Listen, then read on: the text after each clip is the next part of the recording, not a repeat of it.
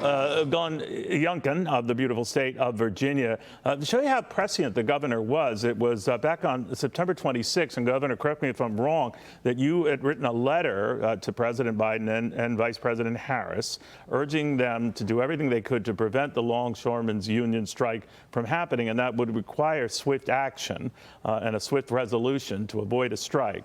That didn't happen. So what do you think?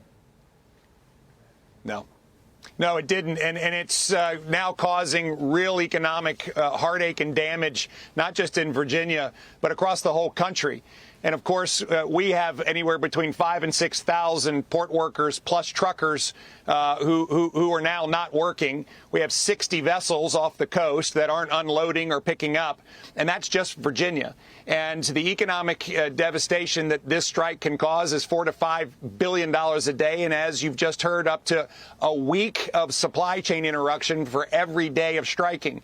And let me just put that into context.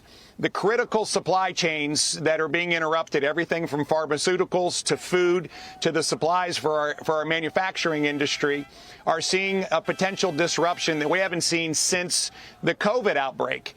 This is real. We're going to see inflation as a result of it, and we're going to see Americans, and particularly in the Southeast, further hurt by this strike, when in fact we're already suffering from the dramatic impacts of Hurricane Helene. President Biden and Kamala Harris can fix this. They should have fixed it ahead of time. We in fact finished our negotiations at the local level between our local workers and our local shippers back in the summertime. There was no progress made at the national level over the course of the summer into the fall. They should have convened everybody and kept them in a room until this was resolved. They now have authority under Taft-Hartley to get everybody back to work and have a cooling off period and then to reach an agreement. But we cannot have this kind of supply chain interruption in Virginia, on the East Coast and Gulf Coast, or for America, and it is going to be economically devastating if they don't get it resolved quickly. Well, it doesn't look like it could be. That Taft-Hartley, that's an act, a 1947 act that is meant to address crises like these, and it gives both sides about 80 days in this case to sort of sort out whatever differences there might be and force workers back to the ports during that time to continue working as they're presumably working on a settlement. But the back and forth on this is that this is going to add to price pressures, going to add to the possibility of folks getting packages delayed, if not denied. Even Santa Claus is upset about this, I understand, Governor, because a lot of his stuff is on those ships. So where does this go? Yeah, well, first of all, it is a leadership gut check for the president and the vice president. And if Biden and Harris can't get together and get this done, I think it's just another moment for Americans to see that failure in leadership does cause chaos. We've seen failure in leadership in building an economy, and they unleashed inflation on everyone. We've seen failure in leadership at the border that has turned every state into a border state.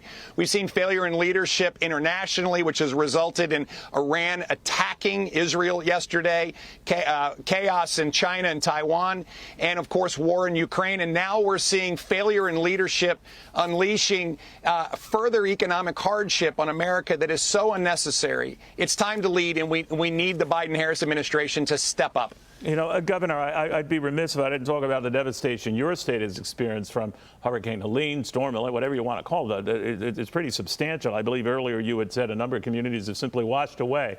What's the latest? Yeah, so, of course, it has been absolutely devastating to the entire Southeast and in Southwest Virginia, particularly. We had tragic life lost with 2 Virginians, but we had 70 heroic rescues by our first responders. Today, we are still working hard to get electricity restored, cell phone service restored, food and water to everyone, and to make sure that people have the basic necessities of a warm place to sleep, a warm meal, a shower, and, of course, access to all the medical care that they need. This is a big step. We were granted an emergency declaration from the federal government over the weekend, and then a major emergency declaration late yesterday into this morning. And so between our state resources and the federal resources and the incredible efforts at the local level, we are doing everything we can to help people recover. It's going to be a long recovery. Our hearts are breaking for what we're seeing in North Carolina and Georgia, particularly, as I know There's so many people that are still yet identified. Our search and rescue teams are heading out to help. But this is a massive, massive storm that caused intense damage. And this is a time for us to come together, just like Virginians have, in order to help one another. The character of a community is shown during times of duress, and the character of Virginians has really brought me to my knees in thankfulness for what they've demonstrated. Governor Youngkin, very good having you on. Hey, Sean Hannity here. Hey, click here to subscribe to Fox News YouTube page and catch our hottest interviews and most compelling analysis. You will not get it anywhere else.